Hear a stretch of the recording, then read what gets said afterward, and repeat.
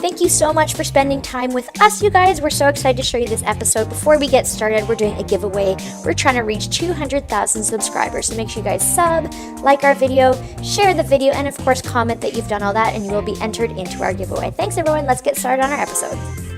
Today we're going to be making some edible slime out of these super yummy Starburst minis. So first of all, you need some Starburst minis. Yay, these are actually one of my favorite candies, so I'm pretty excited about this. You guys, these edible slimes are so easy to make. You really only need 3 ingredients. So you have your candy, and you're going to need some marshmallows, and eventually you'll see that you need some cornstarch. So you really can make any amount that you want. So I got my candy, and then you're going to do about this much marshmallow. So it's kind of like a 1-to-1 ratio. Obviously marshmallows are bigger, they're fluffier. They're so fluffy, I just love it. And then you're going to microwave. Make sure you watch it. I'm pretty sure I microwave this for just about 30 seconds.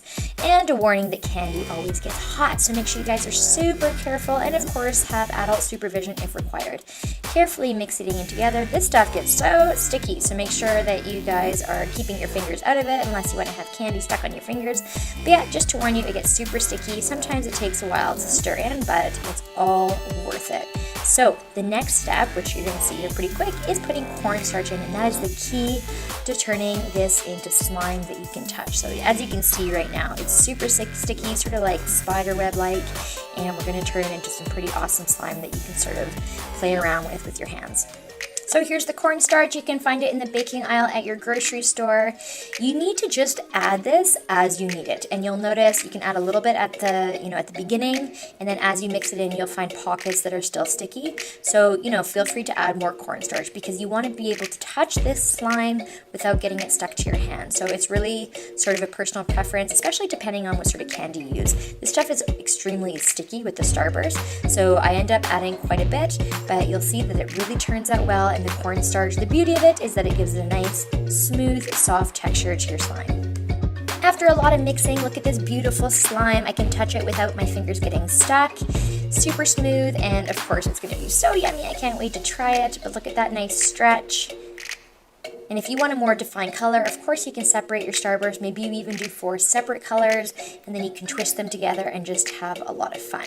So just 3 ingredients, you guys: your candy, your marshmallows, and your cornstarch, and you have some pretty awesome edible slime.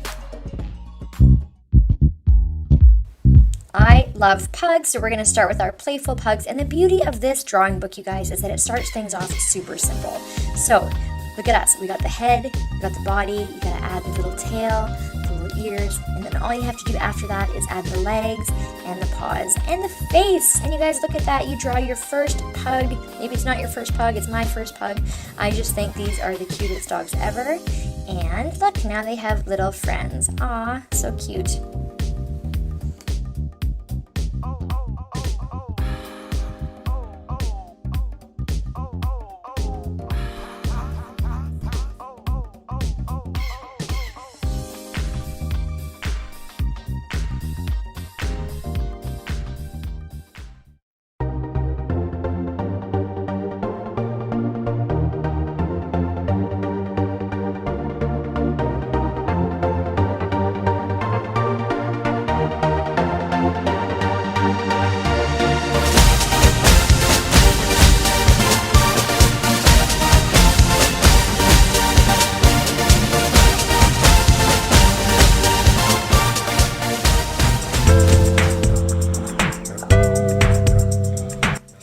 Craft, I'm going to be showing you how to make a stress ball, and a stress ball with the mesh so that the stress ball can ooze through the mesh when you squeeze it.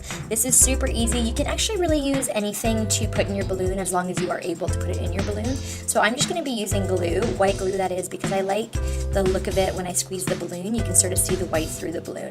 A lot of people use slime, which also is a really good texture for your balloon, but also just even using flour is a really awesome texture. Sand, so there's lots of different options. It really just depends on the texture that you want or the look that you want when your balloon gets smushed. So you can see on this one, I really like the white of the glue that comes through. But again, some people don't want to use their glue just for a stress ball, so whatever you prefer is all good. Okay, so if you want to make this even more enhanced, you can add the mesh. And just the biggest thing for this, you guys, is you want to make sure that you use mesh that can stretch with the balloon. So I have tried using that sort of plasticky mesh that you find with the bag of oranges, but it really doesn't work because it just doesn't stretch. So you put your balloon in it and then you squeeze it and it doesn't really go anywhere. So you want something that does stretch a little bit with your balloon. And see that? That gives it a cool sort of look. So this is totally optional. And sometimes if you squeeze your balloon really hard, they sort of come out with little bubbles, which is super cool.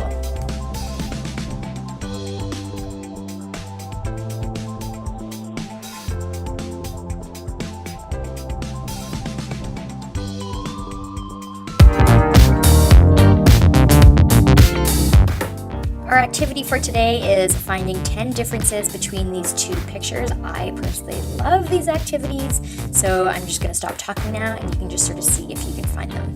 You can always pause the video too if you want to just slow down and see if you can do it before me.